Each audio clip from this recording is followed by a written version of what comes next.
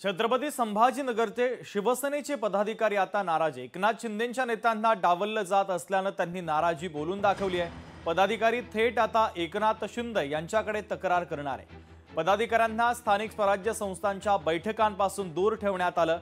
शिवसेना जिल्हा प्रमुख राजेंद्र जंजाळ यांनी आता गंभीर आरोप केलेला आहे। नाराजचा विषय नाहीये, परंतु गेल्या काही दिवसापासून ज्या स्थानिक स्वराज्य संस्थेच्या निवडणुकीच्या अनुषंगाने ज्या बैठका होत आहेत, जे नियोजन केलं जाते त्या नियोजनामधून मला बाजूला ठेवलं जाते।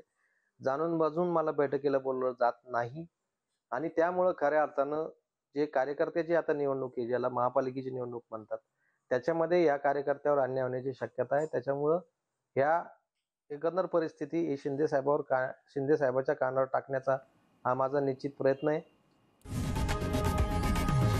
लोकशाही मराठी ऐका, पहा, जागरूक रहा।